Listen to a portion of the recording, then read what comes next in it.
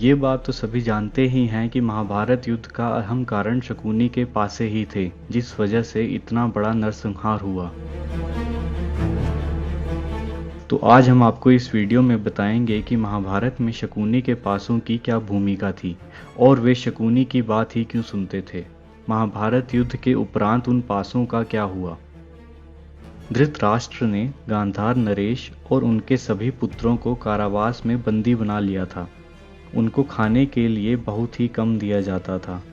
खाना इतना कम होता था कि उसको खाकर जीवित नहीं रहा जा सकता था। तब गांधार नरेश ने निर्णय लिया कि किसी एक का जीवित रहना जरूरी है जो धृतराष्ट्र से बदला ले सके। तब ये निर्णय लिया गया कि सब अपने हिस्से का खाना शकुनी को देंगे। समय के साथ साथ भूख से गांधार नरेश और उनके पुत्रों की मृत्यु हो गई।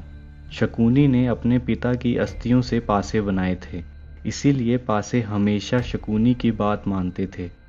शकुनी ने दुर्योधन की महत्वाकांक्षा की लालच का लाभ उठाया और अपना बदला लिया।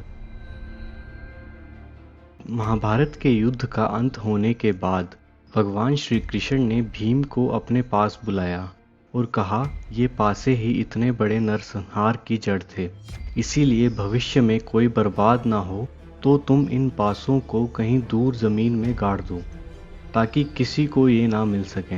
इतने में अर्जुन उधर से निकल रहे थे और श्री कृष्ण से बोले कि लाइए ये काम मैं कर देता हूँ, और आधी बात ही सुनकर उन पासों को लेकर चल दिए और कुछ दूर जाकर एक विशाल नदी में उन पासों को फेंक दिया।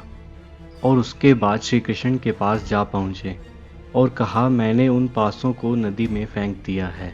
यह सुनते ही श्री कृष्ण बोले, ये तुमने क्या अनर्थ कर दिया। अब वो पासे नदी में बहते हुए किसी के हाथ लग जाएंगे और फिर जुआ आरंभ हो जाएगा और इंसान को बर्बाद होने से कोई नहीं रोक सकता।